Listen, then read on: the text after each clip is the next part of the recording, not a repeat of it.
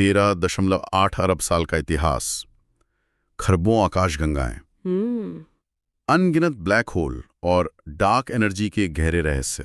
और ये सब कुछ बहुत ही विशाल लगता है ना? बिल्कुल।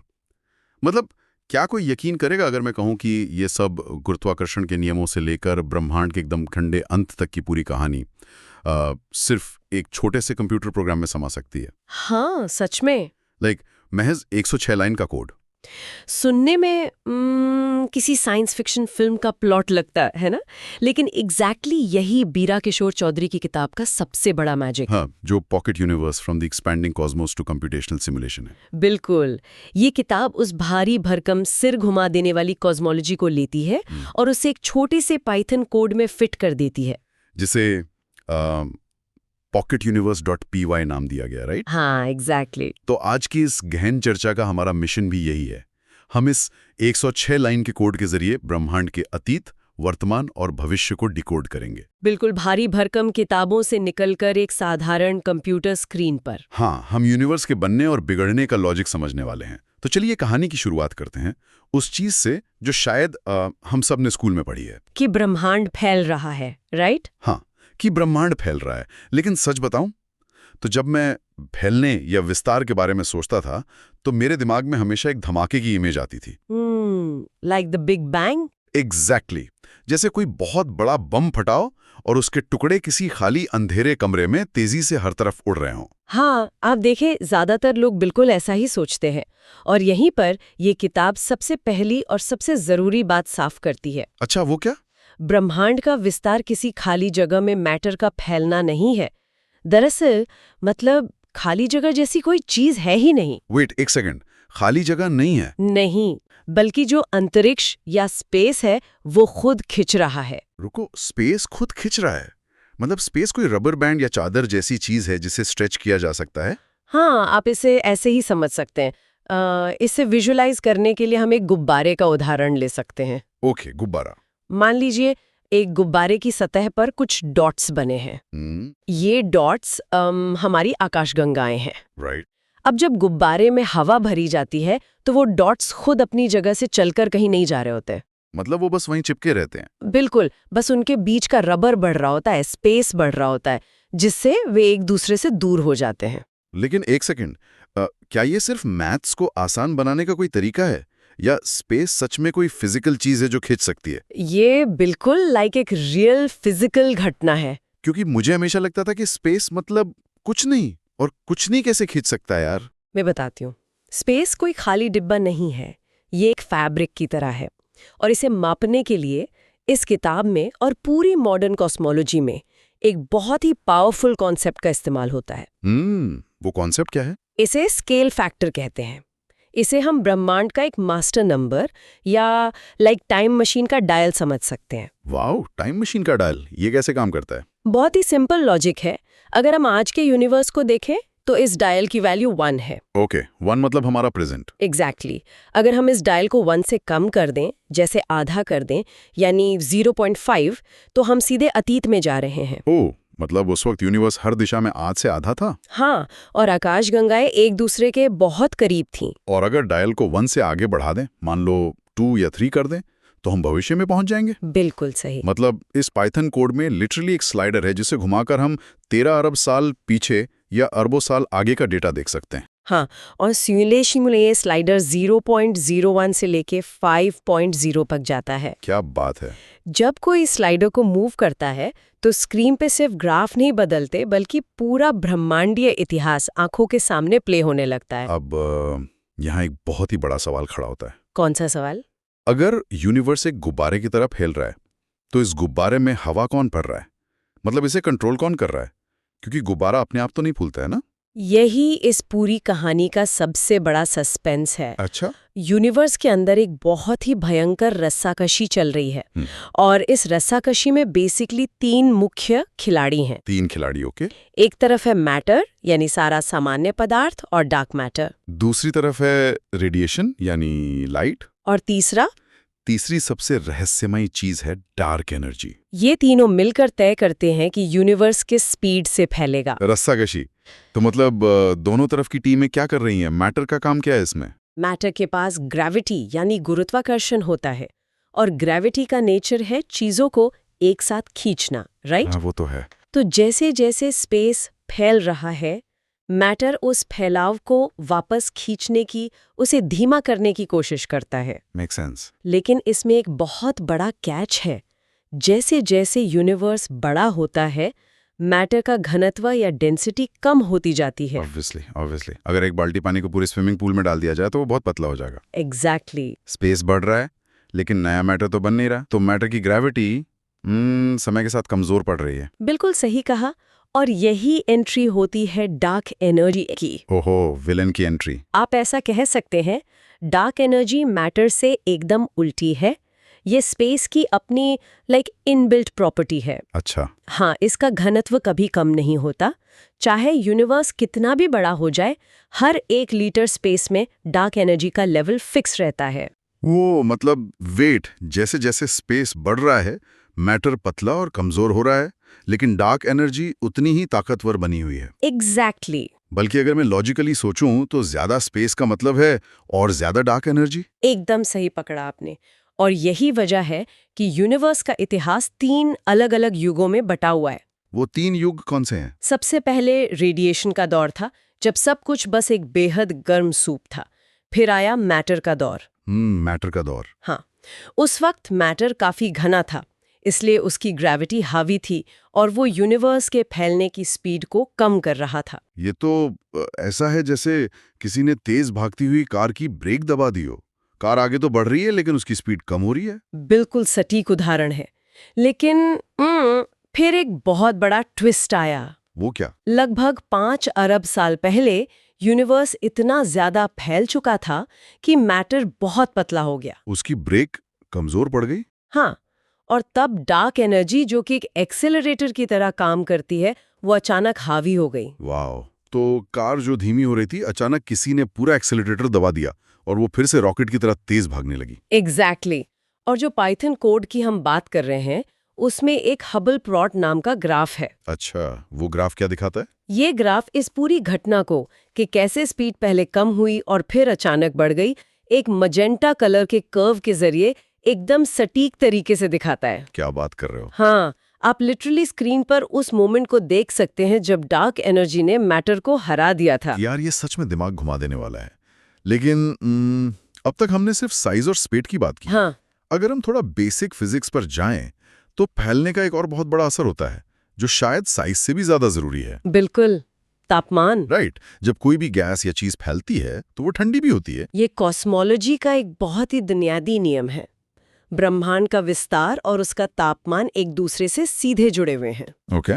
शुरुआत में जब यूनिवर्स बहुत छोटा था तो वो अकल्पनीय रूप से गर्म था। कितना गर्म? इतना गर्म कि वहां कोई एटम या परमाणु बन ही नहीं सकता था। बाप रे। सारा मैटर बस प्रोटॉन और इलेक्ट्रॉन के एक बहुत ही उबलते हुए घने प्लाज्मा के रूप में था। प्लाज्मा? हाँ, और इस प्लाज्मा की सबसे खास बात ये थी कि ये अपारदर्शी था। प्रकाश या फोटॉन इसमें से गुजर नहीं सकते थे। वो बस इलेक्ट्रॉन से टकराकर वहीं फंसे रहते थे। मतलब पूरे यूनिवर्स में रोशनी तो थी लेकिन वो एक बेहद घने कोहरे या धुंध की तरह थी। कोई भी चीज आर पार नहीं जा सकती थी। एग्जैक्टली। लेकिन फिर यूनिवर्स फैलता रहा और लगातार ठंडा होता रहा। और फिर सिमुलेशन कोड के अंदर जब हम स्केल फैक्टर डायल को बहुत पीछे ले जाते हैं तो एक पॉइंट आता है जहां तापमान गिरकर लगभग 3000 केल्विन पर आ जाता है। रुको, 3000 केल्विन तो अभी भी बहुत गर्म है। लगभग सूरज की सतह के तापमान के आसपास। हाँ, सुनने में लगता है। तो इस भयंकर गर्मी में अचानक ऐसा क्या बदल गया कि वो फंसा हुआ प्रकाश आजाद हो गया? भले ही ये हमें गर्म लगे, लेकिन यूनिवर्स के लिए ये एक चिलिंग पॉइंट था। Chilling point? 3000 केल्विन पे? हाँ। इस तापमान पर प्रोटॉन्स और इलेक्ट्रॉन्स की एनर्जी इतनी कम हो गई कि वे एक दूसरे से जुड़कर न्यूट्रल हाइड्रोजन एटम बन सकें। ओह, ओके। इस घटना को रिकॉम्बिनेशन कहते हैं। जैसे ही इलेक्ट्रॉन्स एटम्स के अंदर लॉक हुए, वो घना कोहरा अचानक छट गया। और जो रोशनी अरबों सालों से उस कोहरे में फंसी हुई थी, वो अचानक आजाद होकर पूरे स्पेस में एक साथ फैल गई। बिल्कुल। और सबसे दिलचस्प बात यह है कि वो रोशनी आज भी यूनिवर्स में मौजूद है। सच में? हाँ, 13.8 अरब सालों के विस्तार ने उस रोशनी को बहुत ज्यादा स्ट्रेच कर दिया है, जिससे वो बहुत ठंडी और कमजोर हो गई है। ओके, तो अब वो कैसी दिखती है? आज साइंस में उसे कॉस्मिक माइक्रोवेव बैकग्राउंड या CMB कहते हैं। उसका तापमान अब सिर्फ 2.7 केल्विन के करीब बचा है, मतलब एब्सोल्यूट जीरो से बस थोड़ा सा ऊपर। एक मिनट, क्या ये वही CMB है जिससे हम पुराने एनालॉग टीवी सेट पर देखते थे? हाँ, एग्जैक्टली वही। जब टीवी पर कोई चैनल नहीं आता था और स्क्रीन पर जो झिलमिलाहट या स्टैटिक स्नो दिखाई देती थी, उसका कुछ हिस्सा असल में इसी 13.8 अरब साल पुरानी रोशनी की वजह से होता था, राइट? बिल्कुल सही। अगर कोई उस टीवी स्टैटिक को ध्यान से देखे तो वो असल में यूनिवर्स के जन्म के ठीक बाद की पहली आजाद हुई रोशनी को देख रहा होता है। Mind blowing. और सिमुलेशन कोड का पहला प्लॉट इसी बात को मॉनिटर करता है कि कैसे तापमान उस उबलते हुए प्लाज्मा से लेकर आज के इस जमे हुए 2.60 केल्विन तक गिरा। यार, ये सुनकर ऐसा लग रहा है जैसे हम अपने लिविंग रूम में बैठकर बिग बैंग की गूंज सुन रहे होंगे, है ना? हाँ। लेकिन किताब में और एक बात है जो मुझे थोड़ी कंफ्यूजिंग लगी। क्या बात? अगर शुरुआत में ये पूरा सूप या प्लाज्मा इतना एक समान या यूनिफॉर्म था, मतलब किताब कहती है कि घनत्व में केवल 1 लाख में 1 हिस्से का अंतर था। हाँ, बहुत ही मामूली अंतर। तो फिर आज आसमान ऐसा क्यों नहीं दिखता? आज हमें गैलेक्सीज के बड़े बड़े झुंड दिखते हैं और उनके बीच मीलों तक एकदम खाली जगह है। हाँ, ये सवाल बहुत लोग पूछते हैं। ये इतना बड़ा बदलाव कैसे आ गया? इसका जवाब एक बहुत ही पावरफुल कॉन्सेप्ट में छिपा है, जिसे ग्रेविटेशनल इंस्टेबिलिटी कहते हैं। Gravitational instability? हाँ, जैसा भी कहा गया, घनत्व में बहुत मामूली सा अंतर था। क्वांटम लेवल पर कुछ जगहें बाकी जगहों के मुकाबले बस 0.001% ज्यादा घनी थी। तो ये मामूली सा अंतर इतना बड़ा कैसे बन गया? इसे आप ऐसे समझ सकते हैं कि ये एक लूप बन गया। कैसा लूप? जिस जगह पर मैटर थोड़ा सा भी ज्यादा था, उसकी ग्रेविटी भी थोड़ी सी ज्यादा थी। राइट। उस ज्यादा ग्रेविटी ने आसपास के मैटर को अपनी तरफ खींचना शुरू कर दिया। जब और मैटर वहां आया तो उस जगह की ग्रेविटी और बढ़ गई। ओह, समझ गया। तो ये अमीर और अमीर होता गया वाली सिचुएशन हो गई। एग्जैक्टली। जो जगह घनी थी वो अपने आसपास की सारी चीजों को खींचकर और घनी होती चली गई, और जो जगह खाली थी वो और भी खाली होती चली गई। एकदम सही। और ये प्रक्रिया कोई रातों रात नहीं हुई, इसे अरबों साल लगे। इसी धीमे लेकिन लगातार चलने वाले लूप ने उस लगभग एक समान सूप को आज के कॉस्मिक वेब में बदल दिया। कॉस्मिक वेब, ये नाम ही अपने आप में बहुत विजुअल है, जैसे कोई बहुत बड़ा मकड़ी का जाला हो। बिल्कुल, और इस जाले का स्ट्रक्चर बहुत डिफाइंड है। कैसा है ये स्ट्रक्चर? इसमें विशाल वॉइड्स या खाली जगह हैं जहां लिटरली कुछ नहीं है। इन वॉइड्स के बीच में शीट्स या दीवारें हैं। ओके। जहां ये दीवारें मिलती हैं वहां फिलामेंट्स नाम के लंबे धागे बनते हैं, और जहां ये धागे आपस में टकराते हैं उन्हें नोड्स कहते हैं। नोड्स? हाँ, और इन्हीं नोड्स पर यूनिवर्स की सबसे बड़ी आकाश गंगाओं के क्लस्टर मौजूद हैं। और जो हमारा 106 लाइन का कोड है, उसका एक हिस्सा जिसे एन बॉडी सिमुलेशन कहते हैं, वो इसी चीज को स्क्रीन पर लाइव दिखाता है ना? बिल्कुल। मतलब हम सच में देख सकते हैं कि कैसे स्क्रीन पर बिखरे हुए रैंडम सफेद डॉट्स समय के साथ एक दूसरे को खींच रहे हैं और गैलेक्सी के ये बड़े बड़े वेब बना रहे हैं। हाँ, ये सिर्फ कोई थ्योरी नहीं है, ये कोड में काम करता हुआ मैथ है। वाओ। यही वजह है कि ये सिमुलेशन इतना खास है। एन बॉडी सिमुलेशन का मतलब है कि कोड हर एक पार्टिकल की ग्रेविटी को कैलकुलेट कर रहा है और दिखा रहा है कि वो दूसरों को कैसे प्रभावित करेगा। ये किसी को भी ब्रह्मांड के विकास का सीधा दर्शक बना देता है। एकदम सही। तो हमने शुरुआत देख ली, हाँ। यूनिवर्स के फैलने का कारण समझ लिया, तापमान का गिरना देख लिया, और ये भी देख लिया कि गैलेक्सीज कैसे बनी। हाँ, सफर काफी लंबा रहा। लेकिन अब इस पूरी डीप डाइव का सबसे इंटेंस सवाल ये है, ये सब खत्म कैसे होगा? ये बहुत ही डार्क लेकिन दिलचस्प सवाल है। आधुनिक कॉस्मोलॉजी में यूनिवर्स का अंत कैसे होगा, ये पूरी तरह इस बात पर निर्भर करता है कि उस रस्साकशी में कौन जीतता है। वही मैटर या डार्क एनर्जी, राइट? एग्जैक्टली। और इस कोड की सबसे मजेदार बात यह है कि आप इन दोनों की वैल्यूज को खुद बदल सकते हैं। वेट, क्या?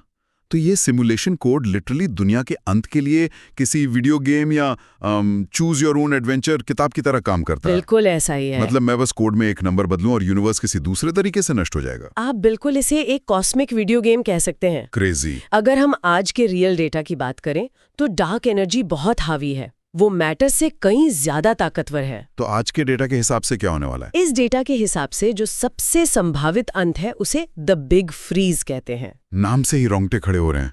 द बिग फ्रीज, इसमें क्या होता है? ये अपना ईंधन खत्म कर देंगे और बुझ जाएंगे और अंततः ब्लैक होल भी वाष्पित हो जाएंगे। और आखिर में बचेगा क्या? बस एक स्थिति जिसे मैक्सिमम एंट्रोपी कहते हैं। ये मैक्सिमम एंट्रोपी क्या है? आसान भाषा में कहें तो यूनिवर्स की सारी बैटरी खत्म हो चुकी होगी।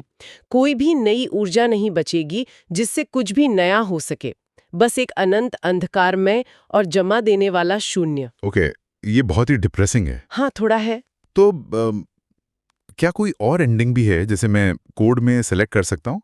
मान लीजिए मैं कोड में मैटर की ताकत बढ़ा दूं, इतना कि वो डार्क एनर्जी को हरा दे, तब क्या होगा? तब द बिग क्रंच होगा। The big crunch? हाँ, गुरुत्वाकर्षण इतना ताकतवर हो जाएगा कि फैलाव रुक जाएगा और सब कुछ वापस समेटना शुरू हो जाएगा। तो ये बिग बैंग का एकदम रिवर्स हो गया। एग्जैक्टली।